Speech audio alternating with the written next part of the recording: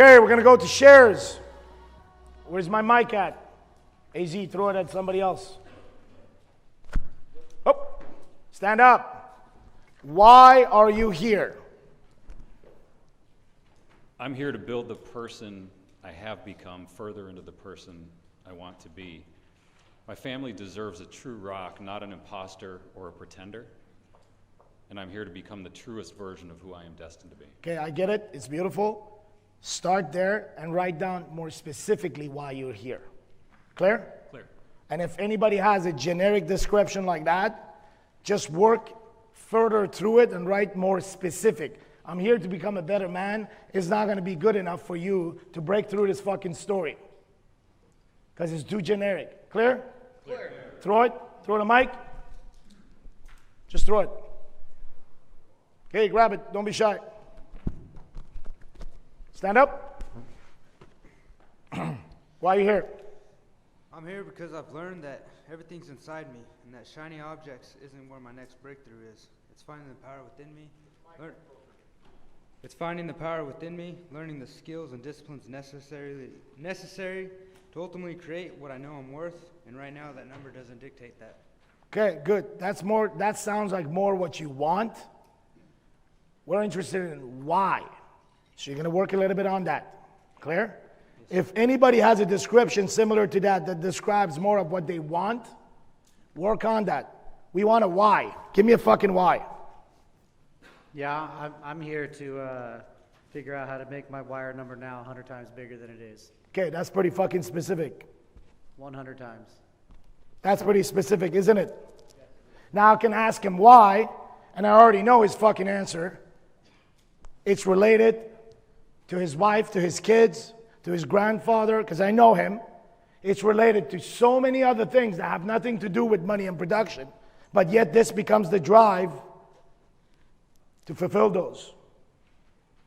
So if I ask you your second why behind it, why is it? Because I'm a soldier of liberation called to go to war for legacy. And you know that, don't you? Clear. He's one of our certified trainers, that's why I'm very clear on where he's going. But for a lot of you that are new here, you're going to have to work through this. Because if you're not clear on the why, this specific why about money and business, not a spiritual why, not a why related to your family, really about production and money. If you're not specific to that why, then we won't be able to break through the story that you've created about money. Because this story that your number is telling you is controlling your patterns, your behaviors,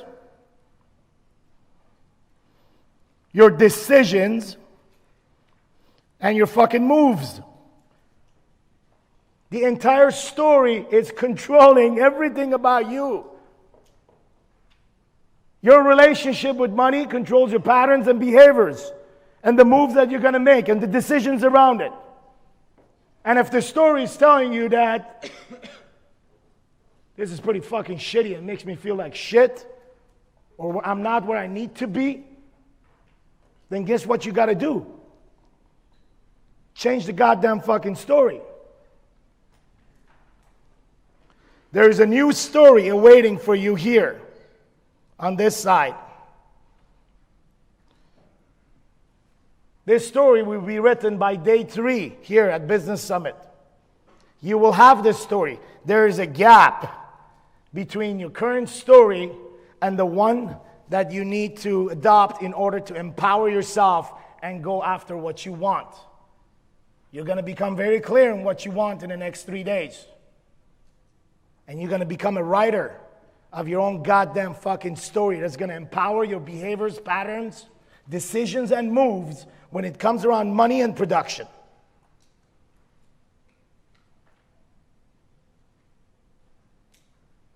But in order to start this game, you're going to have to break through the current story that you have in your war map.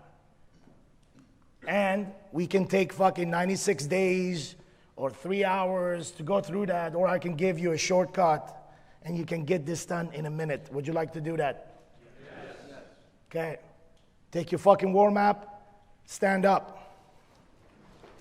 Put your pens down, stand up with your war map in your hand. Go to the page where the number is at.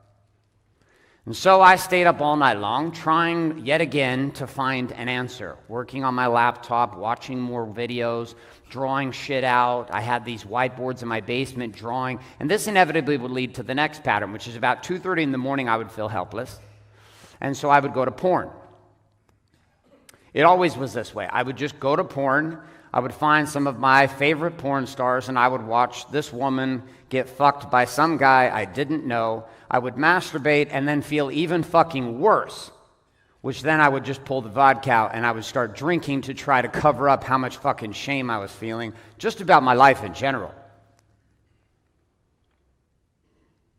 So I laid down on the couch at about 5:30 in the morning. I hadn't slept.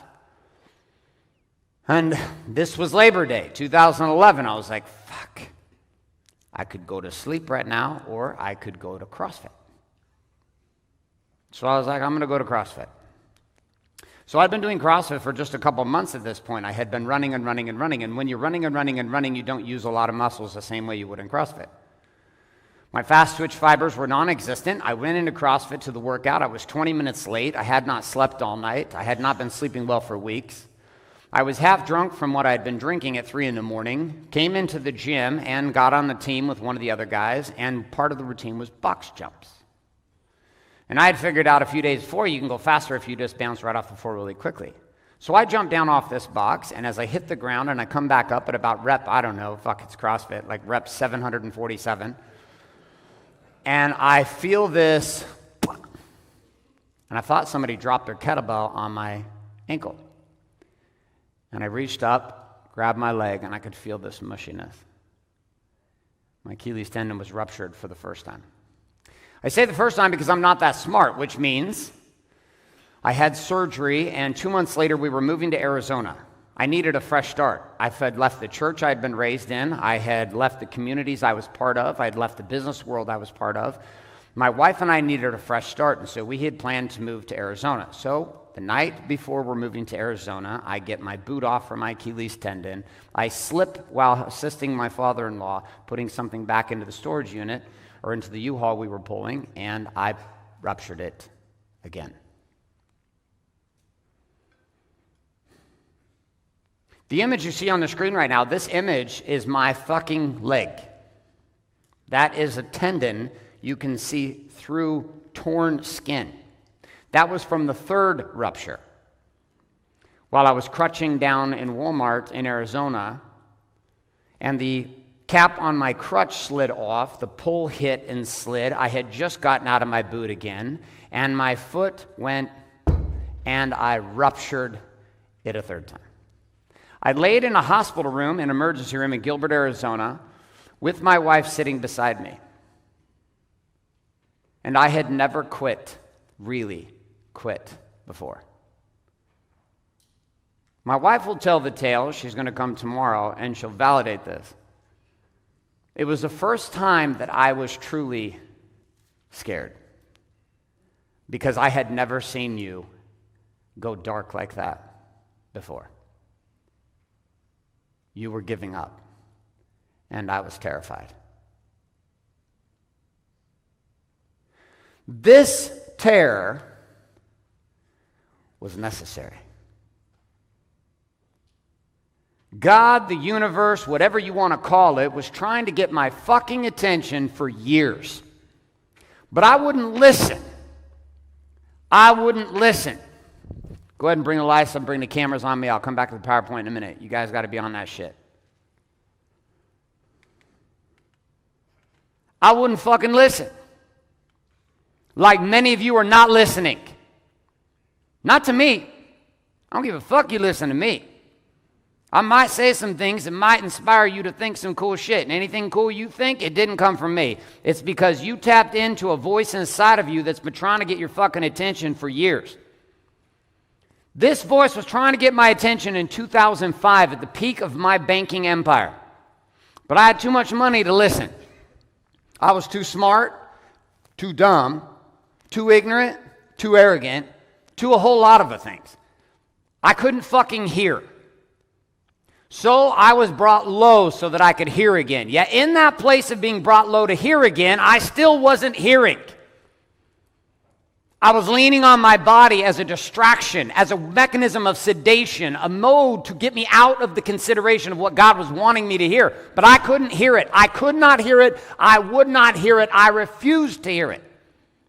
But here's a great piece about life when you are a king, because you all are. You've been called to lead, to build, and to create shit. That is the existence and the purpose of our lives, to become more, to expand, to grow more from the place that we are. This demands that we create, not confuse our creation with distraction by trying to launch 14 fucking companies at the same time. Man brags you about how many companies he has. I can guarantee you 1 in 1,000 that tells you is actually getting paid. They're just trying to cover up the fact that they're fucking scared. Scared to double down on something that matters. Scared to double down on some shit that actually would produce the results that they're wanting. I was searching for an answer. And so I lay there on crutches for 14 months. 14 months while this voice was talking to me. 14 months this voice would speak into my mind. And here is what this voice brought to me. One word. Now you can go to my PowerPoint. We're going to get this shit straight today, I'm confident. Marketing. Whoever's phone that is, I'm going to fucking break it. You better turn your shit off.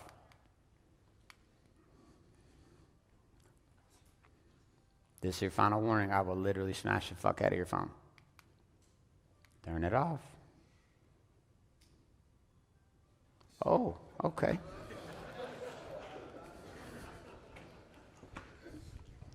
If I get there, it goes one more time, I'll smash the fuck out of it. Okay. Everyone else, you don't even get any warnings. I hear your fucking phone. Me or Sam will hunt it down. We'll just find it, smash the phone, smash you, smash whatever we need to smash to get your fucking attention.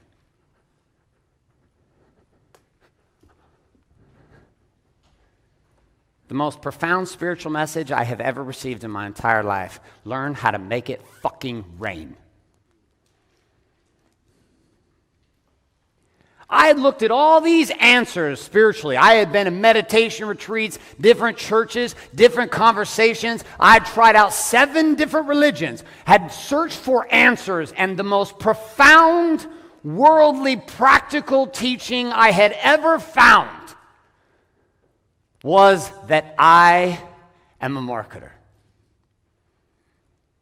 That my calling in the game of my life was to become a master of distributing messages that matter. I had never looked at marketing from this place, but it took this injury. It took this injury to cause that. To wake me up, because sitting in that place injured, I couldn't use my body anymore, and I bought the dual screen Mac setup. And I got the new iPhone. I think this is what you're supposed to do when you become a marketer. At least this is what I did. I started wearing tennis shoes and t-shirts and jeans and had a fuck you attitude. And then I hear this guy Gary Vaynerchuk saying whatever the fuck he wants to say on stage, and I'm like, you can do that? Well, fuck talking the way I've been talking forever. I've been trying to mute myself the whole time on stage. Then I start to meet a whole bunch of other mentors who start to guide me down this path, each one of them helping click to this one reality, but it came down to one simple decision, which is an understanding that marketing matters. Write that down. I don't care if you're running a church. I don't care if you are running a software company. I don't care what kind of company you are running. If you are going to make money, you must have a mind that is embedded in the conversation of marketing. 2017, the first year that digital advertising online was more spent online than there was on television. 2017, first time in history. Marketing mobily is the game. Marketing is the game. I must get in your fucking world, but the only way I'm going to pull that off is to actually understand that I am a marketer. Just like some of my friends who are Christians profoundly declare, I am a Christian. Well, if you were a marketer too, all this desire you have to spread Christianity would actually work. But sitting around and beating your Bible with no fucking marketing skills doesn't do you or any of the people you think you're trying to help any good. So fuck you. Because arguably the greatest marketer in the world, Jesus Christ. One guy with a message.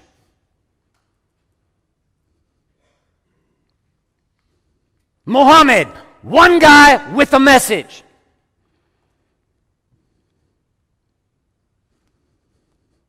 Steve Jobs, one guy with a message, only he had fucking technology. Some of you in your mind, you can't say Jesus, Muhammad, and Steve Jobs in the same line. The fuck? Well, some people think I can't say fuck and say God at the same time too. Well, I don't actually say them at the same time. I say fuck and then I say God, or I say God and I put it in this way. So that makes you uncomfortable. It's going to go like that for 3 full days. So if you need a soft marketing conference to go to, Traffic and Conversion Summit is coming up for you. You can go find yourself a soft patty cake conference to go to. You can learn some cool shit there, and you can market in the hallways and get drunk with 90% of the people there and not produce anything new and continue to go back and jerk you yourself the fuck off and pretend like shit's going to change. Welcome to Warrior. We don't say it pretty. We just say how it is for us. And if that works for you, cool. Guess what? You'll get huge results. If it doesn't, well, you can tell me to fuck off and you can leave. So at lunchtime, if this gets too awkward for some of you, because I know we got some new people in the room, you were brought by someone, you're like, shit, I thought this was a church conference. Well, guess what? You're going to find out real quickly, it might be kind of a church conference, just never church you've ever gone to. So marketing. Next piece. What I had found before marketing, though, was I found this voice inside. I get interviewed on a lot of platforms right now.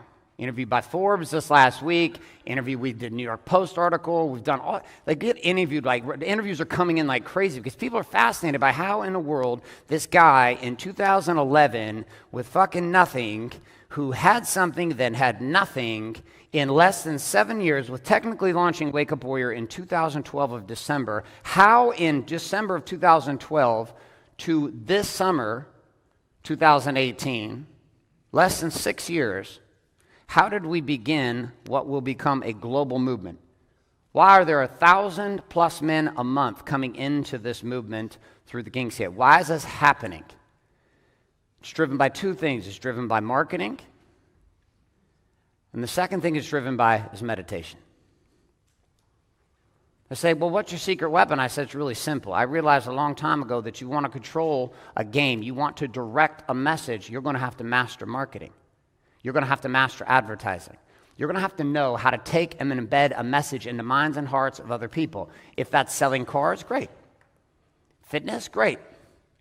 Whatever it was you're selling, at the end of the day, you have a message you're trying to communicate to someone else. But the reason why that message gets fucked up is because you don't listen to yourself. So a problem with coming to events like this is you sit and you listen, you see good examples, and then you'll do what I did for the first few years, which is you'll go try and do what you heard, but you won't do you.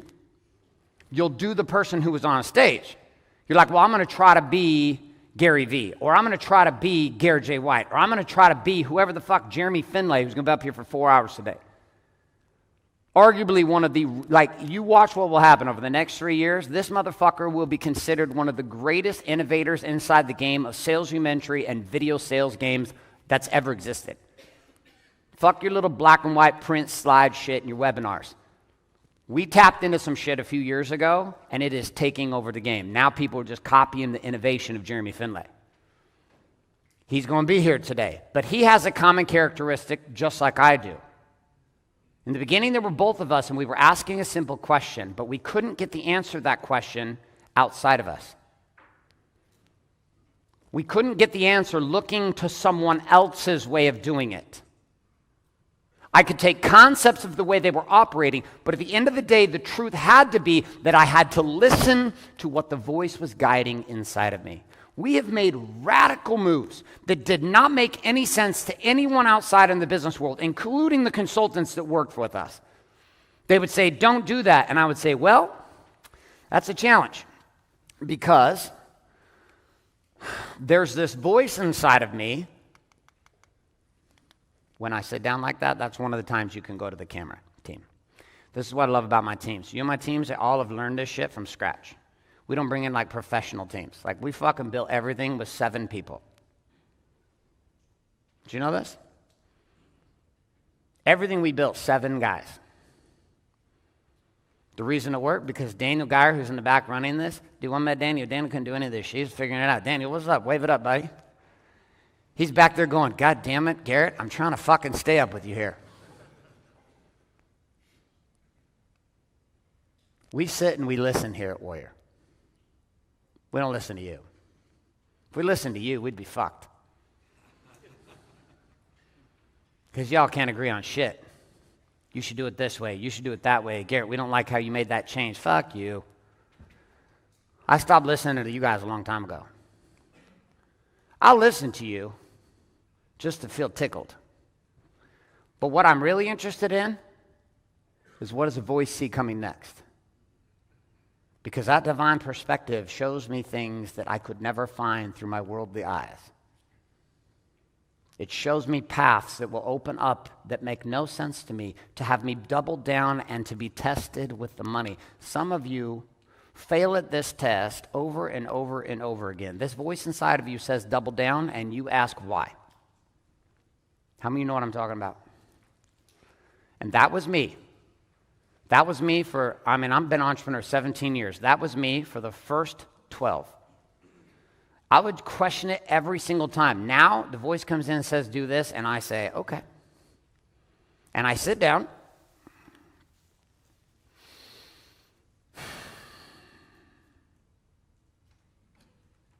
And I get quiet. And I block out all the opinions and all the noise and everything everybody's saying I should be doing. You should talk like this. You should walk like this. PR reps saying you can't say that. You can't do this. And I hear it all, and it's all out here, and it's all this noise. And then inside of this quiet place, my wife chirping back in the day, cross-checking the shit out of me, past people, parents, friends, associates, people from the church, everybody, all their fucking opinions. And me sitting inside just asking for one simple game, which is, can I trust the voice and what it's telling me to do? And when it says to go, then from that place I stand up and I will run you over. And there's no amount of money that I will not spend to make it happen. The books we've launched, the sequences we've built, the amount of traffic that we've poured into, long before other people are testing $20, we're pouring in 100,000. We're pouring in 500,000. People are like, why are you doing this? It's like, we just feel like we need to. What is the logic behind it? Oh, there is some logic that we operate from. We're not fucking idiots. But the greatest gift that we have here at Wake Up Warrior is that we listen to this voice that we cannot fully understand.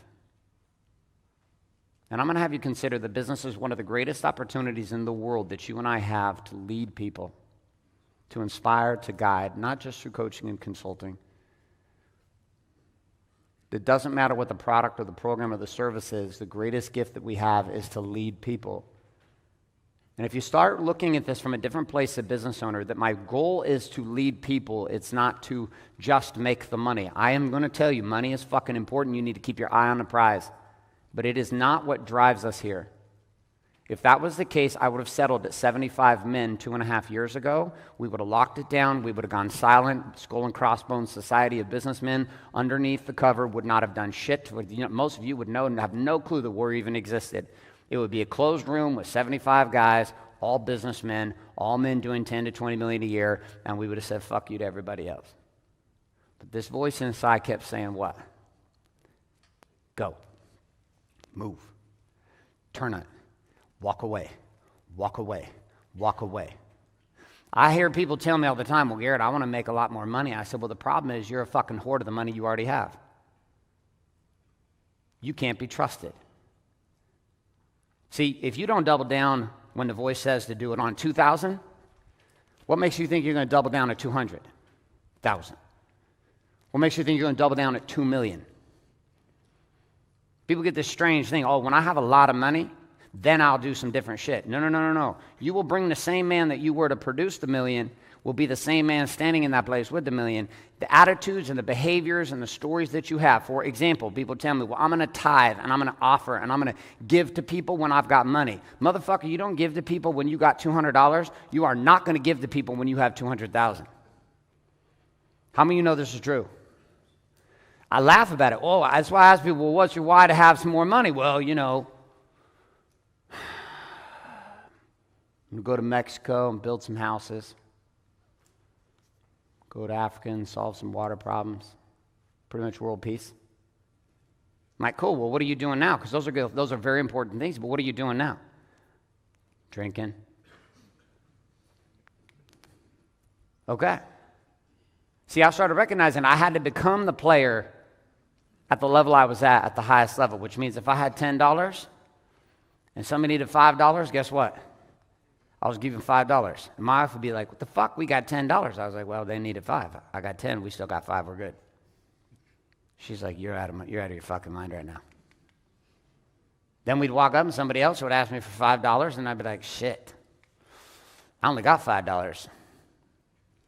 I can't give you $5 because then I won't have any dollars. And then the voice would say, give him $5. Oh. I mean, my wife was already pissed about me giving the first $5. I get the second $5. I can guarantee you I am not getting laid tonight. I really want to get laid. The voice is like, really? You want to get laid, huh? You want to pop another Achilles? Fine. I'll give him $5. Give away the other $5. Walk around the corner and bump into somebody that does a deal with me for $400,000. You can't see what's around the corner because you worship the position you're in. What's up, babe? So good to see you. You were back in the days with me. There are a couple people who were back in the days back with Brendan Richard when I was like fucking lost and trying to find some shit. Thank you for being here. And so in this place, there's something around the corner that you're looking for. You don't even know you're looking for it because your eyes are so focused on what you have right now. You got 2 minutes. Go to your warm-up and journal. Write, because I promise you there is a voice inside of you that is speaking truth to you right now that does not come from me. I'm not a genius. I tap into the same voice that you can tap into. The voice gets the credit for this. The voice is brilliant. We are also brilliant when we choose to align with what the voice is saying. So let's go. What's the voice telling you right now? Down to your warm-up.